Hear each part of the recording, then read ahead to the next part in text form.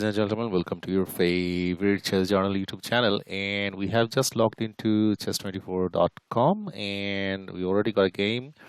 Let's continue playing the London system. We'll start with which starts with d4 and excuse me. The opponent has played e6, but we talked about it already. Regardless of what they play, we continue the London setup, which is like d4 after d4. The bishop goes here, and now they have played d6. What is that? All right. I just said regardless of what they play, we just continue the London setup. So let's do that. I'm not familiar with this setup. So we are playing with an opponent who is from Colombia, and he is, as far as his rating is concerned, is an intermediate level player.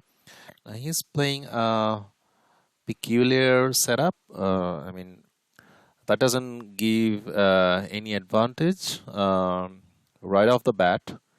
So here, instead of playing here, when you see your opponents are playing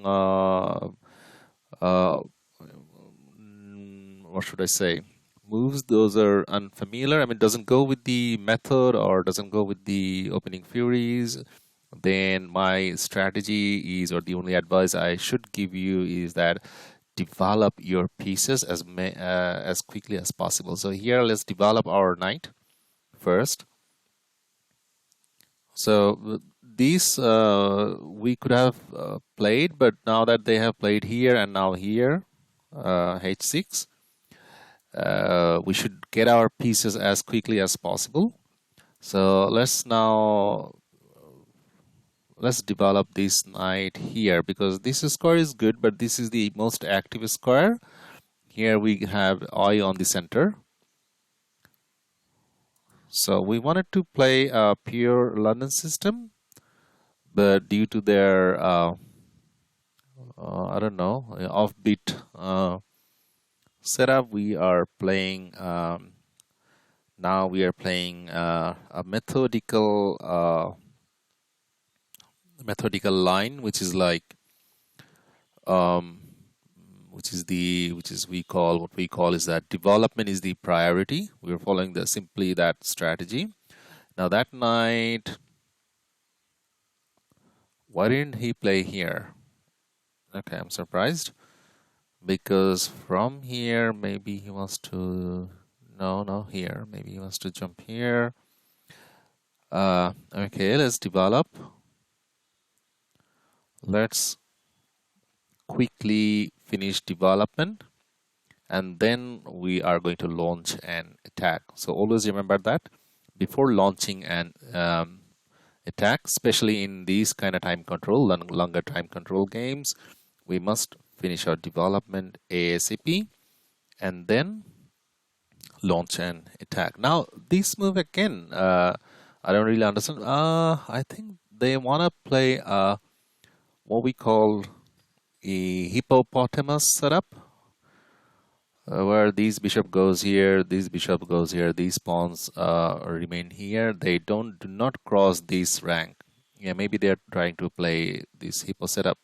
So now, okay, before castling, this allows us to control the center. Let's do that.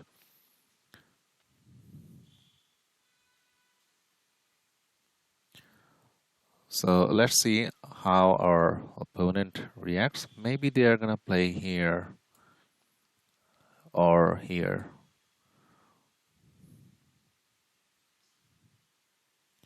Let's see.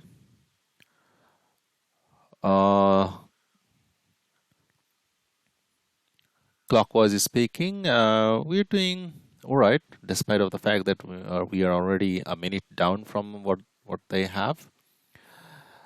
But as far as our latest instructive video is concerned, where I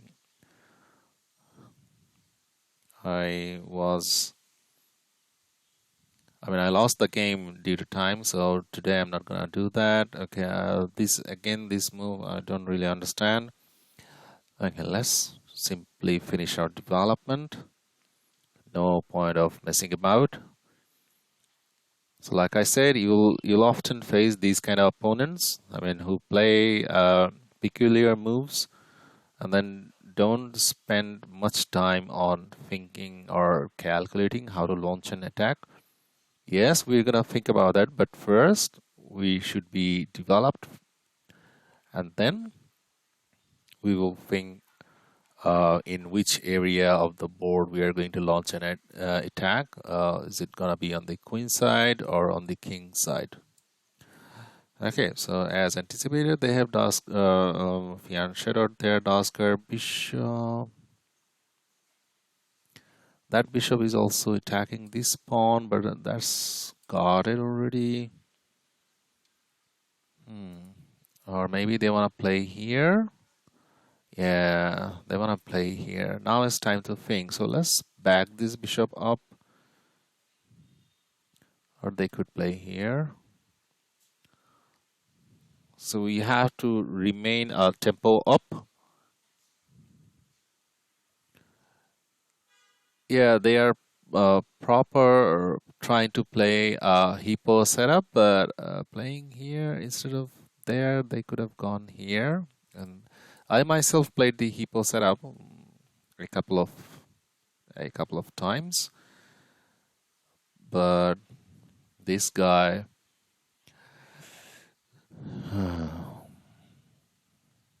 Okay, now finish development. This is a part of the development. I mean, Queen D2. It connects the rooks and also creates this battery to keep an eye on this weak pawn if they castle. So now they have played in the center, but how are we going to proceed? Are we going to take or not? Here, look at their pieces. So what are we going to do? We're just going to restrict their pieces as much as possible. So we're going to push here, lock the center, and what this is going to do, this is going to restrict this bishop's movement here. And yeah, knights, this knight can go here, but it cannot come here. So we are gaining control on this square, beautiful square, f6 square. So if they ever castle on the king side, that's going to help us to launch an attack. Okay, now b5. Now what are we going to do? Before launching this king side attack, I guess we should, I'm anticipating that they're going to play here one day. So if they play here one day, we have to pull our knight.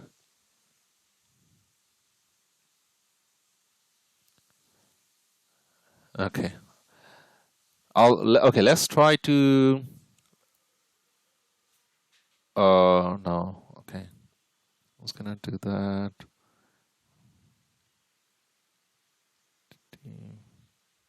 But I'm wasting a lot of time. Okay, if they play here, that's what I'm calculating. If they play here, we have this one, and then here. And then if they take, we retake with these, then they have a potential fork down the line. Okay, let's centralize the rook. We have wasted a lot of time already. Let's see. Let's wait and see what they does. So they have Fianchetto, their light square bishop. Now let's play a4 ourselves. We are welcoming them to play here. And if that happens, yeah, that actually happened. And now we pull our knight back here. Target this pawn. So we are creating weakness in their camp already.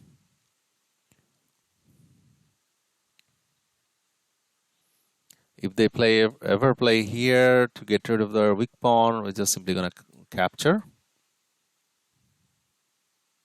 Or we could even think of diving back in here, the c3 square with our knight. So they have to, yeah, they had to play that one to defend this pawn, weak pawn. Now, as our king is already safe here, right? Our king is residing here in this cozy home, but their king is in a mess. What we're gonna do, we're gonna open as many lines as possible. From where to start? How do we know from where to start? Okay, if we take a look here, their queen side is more expanded, right? So we're gonna strike right there. Okay, let's play c3.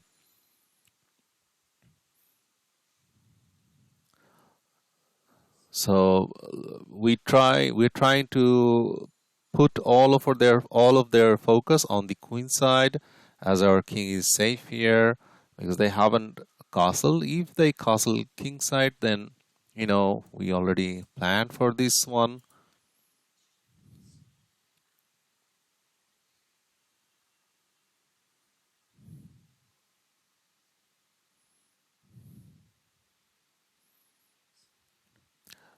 So ladies and gentlemen, how are you guys doing? I hope everyone is doing great. And those of you who have already subscribed this channel, I can't thank you enough. You guys are the best. And those of you who are new to this channel, please do consider subscribing, because that is the only thing that motivates me to come up with these instructive contents. So let me know, guys, down in the comment section below, how's your chess going on? I mean, what type of content do you want me to come up with? Where is your weakness? Where you need to be focused on? Typically speaking, in chess, there are two types of players. The attackers, I mean, who creates attacks with tactical blows, and the other ones are strategic players, or the positional players, who doesn't create an attack right from the beginning, but focus on development first, and then think or find out the weakness in their opponent's game, and then start from there. I myself is more like an strategical player in these kind of time controls, longer time controls, where I have to think about, as you can see from the games that I post, is focusing on development, controlling squares, and then find weakness in opponent's camp and attack on that area of the board. And I've had great results. So that move, I don't know what's that doing. Our bishop is well guarded. Let's take this pawn. Do not have much time to think. We only got 7 minutes, and they are exchanging pieces. Good for them because their position is a bit cramped. So when you have cramped pieces, cramped position, exchanging pieces is actually good for you. We have to take with the knight. Now that knight is aiming on this weak pawn. They need to address that probably by playing here. That's their plan. But this pawn is well defended with our bishop, low square bishop. So light square bishops are gone. We need to think strategically as well.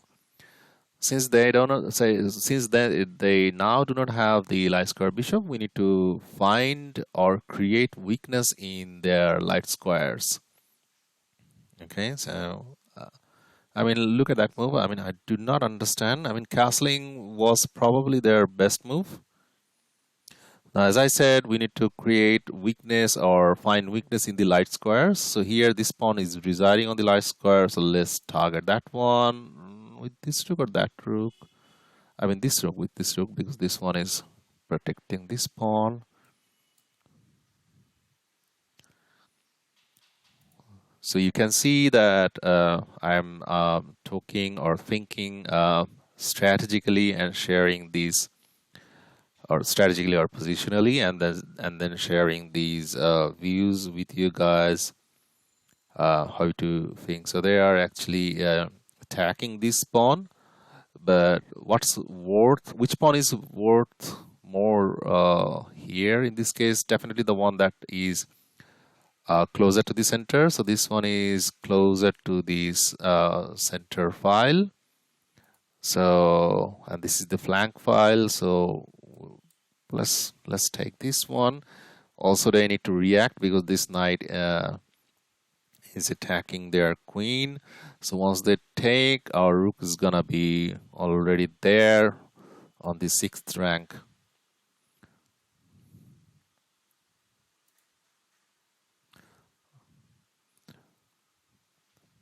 Oh, I can see a tactic now. So tactic is already around the corner. Here is the tactic, beautiful tactic. See, we're just gonna simply, we always look for check, captures, pin and fork, right? So this is going to be a pin and then the capture, and as well as this is going to defend this pawn. So that's cool, right? I didn't think of this move before I captured this. Before I captured this move. But when this transaction happened, I just thought, instead of playing right here, I thought of, okay, well, what is the strategy that we always follow, or we always have been following? As you can see from the chess strategy for beginners, beginner level series, and add two more criterias. So the first three criterias were check, captures, fret, and then as we progressed on intermediate level, check, captures, frets, pin, and fork.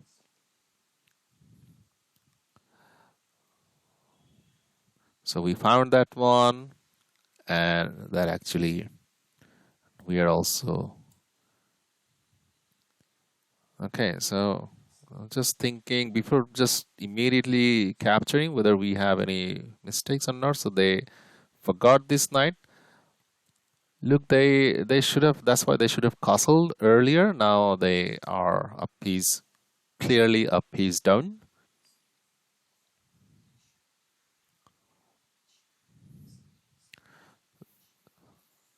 Which means that we are clearly doing better. So what actually happened today, we wanted to play the London system. We actually played the London system, but our opponent played dubious moves right from the opening. Here the queen is actually, what is this move doing? I don't really know. So we can attack the queen as well as look for fork and pin. So this one is a fork, right?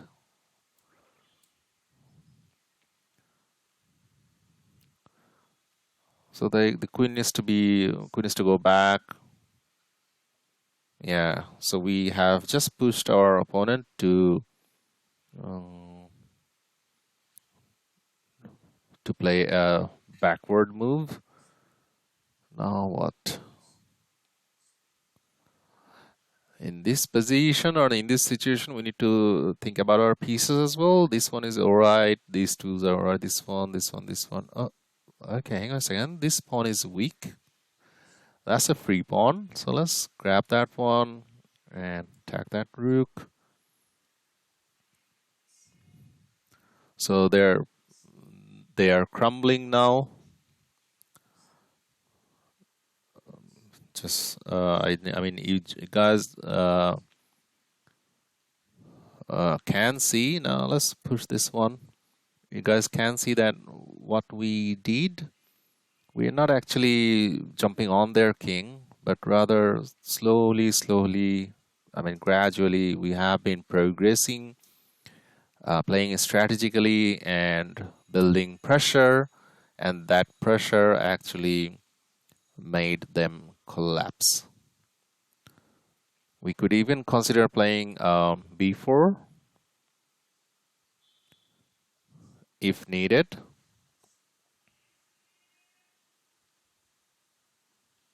Um, but this queen is actually, our rook is patrolling this rank, so there is no back rank thing. We could actually push this pawn up, so let's do that. Here they should, or they must try to get rid of the queens because they are way too cramped. Or maybe this bishop is strong, and I don't really understand the purpose of that move. I mean, that's again, what is that move doing? That move is doing nothing. I mean, what is that? What that move is doing is also blocking the communication with the rook and the queen, and which allows us to boom. And after the king moves, we'll probably sacrifice our bishop, because that's gonna be, let's remove that capture. And they resigned. So that was a beautiful game. Let's quickly analyze this. So the game started with d4. We wanted to play London system, pure, proper London system. We actually followed the London system theory, developing the Daskar bishop here. Then when they played this dubious move, instead of playing here, we just kept on playing e3, the London system move. And instead of development, they played another dubious move, a6. So now here what we did, we developed our knight first, and then we were planning of to play here, but since they played here another dubious move, now decided we change our plans. London system it is still, but now then we thought that, okay, development is the priority, because they are not, look at that, they are making pawn moves from the beginning of the game and consider their rating. I mean, I don't really understand. Okay, so we developed our other knight to c3, and now they played knight e7. So here, this is like, I think, hippopotamus or hedgehog setup that they're trying to play. And then we developed our light square bishop, and look, all of our pieces are already developed. Then g6, and now we claim the center. Look at this beautiful center control we have, and look at their positioning. So we are already gaining control on this rank, which is their territory. Okay, now they played knight d7. Now here, castling is always a priority. So we finished castling, and they played bishop to g7. Now here, we anticipated that they were going to play probably this one or this one, so we tucked our bishop back, dashed our bishop back. Now they played c6, another dubious move. Here we played queen d2. Queen d2 is an useful move, which is also part of the development. Connecting the rooks is a development move. And also, excuse me, this creates a battery to capture this pawn later if they decide to castle here.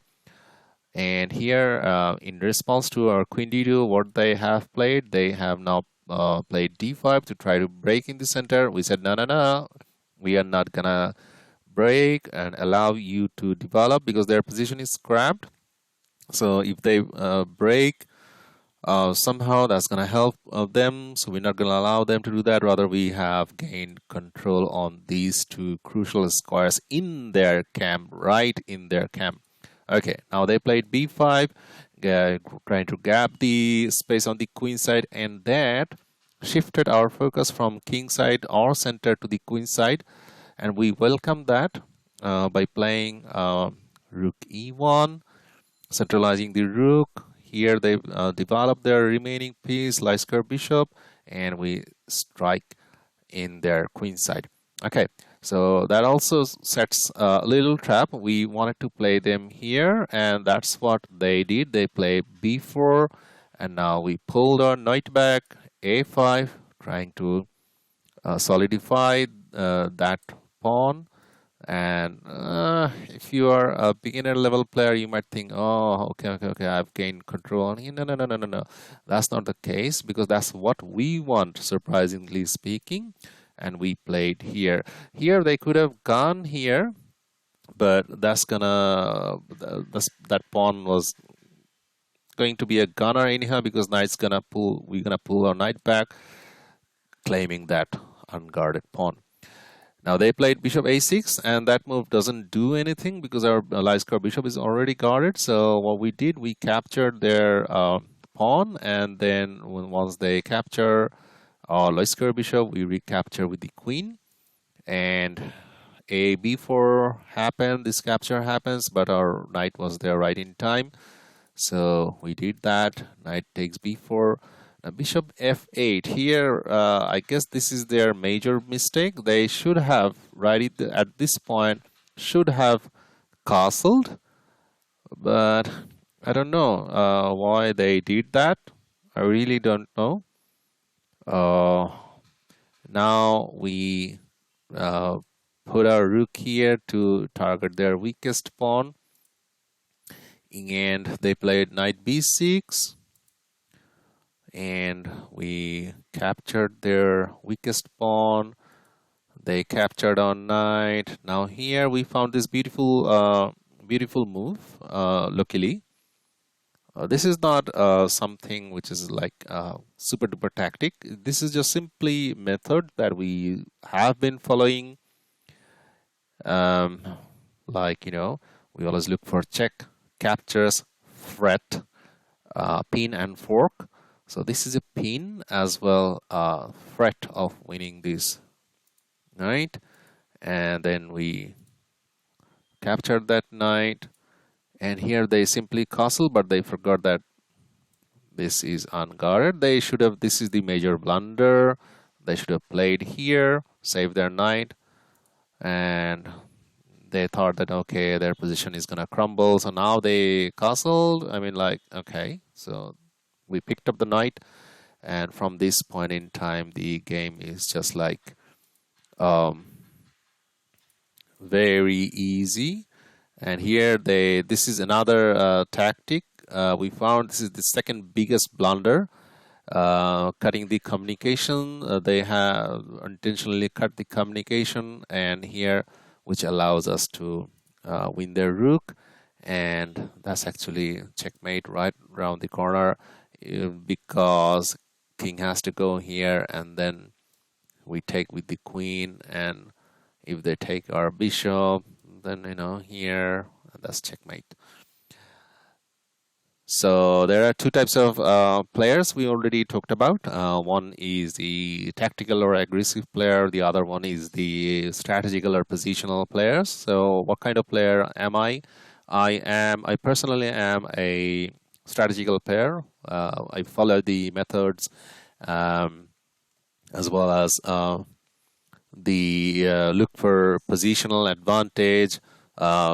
Piece development is the priority, and I always play, in these kind of time controls, 15 minutes time controls, I always play the openings. Those are like positionally sound or strategically sound. London system is a kind of opening which is a mixture of the both strategical and tactical. There are tactics within the London system, so you have to know them, or even if you do not know them, that's all right, because if you most of the times, if you have noticed that I do not play memorized book moves, what I do is just I play like 5-6 moves or 7 or maybe 10 moves, book moves, and then I simply follow the methods we always talked about. And if you are new to this channel and unfamiliar with this method, please check out the chess strategy for beginner level playlist where I deeply talked about the methods, and then slowly after completing the development, controlling the center, I control the center and putting the king into the safety, and then think of which area of the opponent's camp I need to focus on, initiate an attack, and also not allowing them any positional advantage. uh, Decide I need to think when to lock the center or when not to, and what's the benefit I'm gonna get if I lock the center, and what is the benefit I'm gonna get if I open the position. So here, as you can see on the board, locking the center gives us great results of claiming these two crucial squares in our opponent's camp. And when they try to break, I need to decide whether I'm gonna stop that break or set a little trap that, okay, as if like I'm unaware of that break, and then counter attacking that break, setting up a trap. So once they push this pawn here, we just simply, as you can see, took the knight back, and when they play solidifying move, and then now this is a counter break. So here we thus already a strategical victory. And from this point in time, as you have seen that they have, because as we build up the pressure, target these pawns, I mean, targeting their weaknesses. I mean, this is their weakness, this is their weakness. So of these two weaknesses, this one is the more weaker, the more weakest pawn. So we build pressure here, take advantage of their poor play instead of castling as they played here, and then we grab their knight instead of, I mean, immediately jumping on grabbing their knight. We played this beautiful move, Queen b5, where we pin that knight. Oops, here we pin that knight to the king. And here, from this moment in time, actually see, as we have talked about it, Judith Polgar has already said in one of the interviews that chess is actually 70% psychological game. So they were, they because of the pressure we created on them psychologically, I could read their mind that they are weak, they are gonna make a mistake. That's what they did. It's not a mistake, it's actually a blunder. So we just simply picked up the knight, and here again they dig their own grave by cutting the communication in between the rook and the queen, and that allowed us to immediately jump and grab the rook, giving up the final blow. So thank you very much for tuning in today and watching up until this. So let me know, guys, down in the comment section below. Rob, Frankie, some other viewers, I'm sorry I cannot recall your name here. I thank you very much for staying put. All the new subscribers as well, I cannot thank you enough because you guys are the best. There is this other guy whose name is I don't know what's his name. I think Ripple Events, Sunny, and what else? There's this Arabian guy. Sorry, brother, I cannot pronounce your name because your name is written in Arabic. There are so many other guys. Anyway, I thank you very much for staying put. So till the next time, take care of yourself. I wish you ever success in your chess career. So bye bye.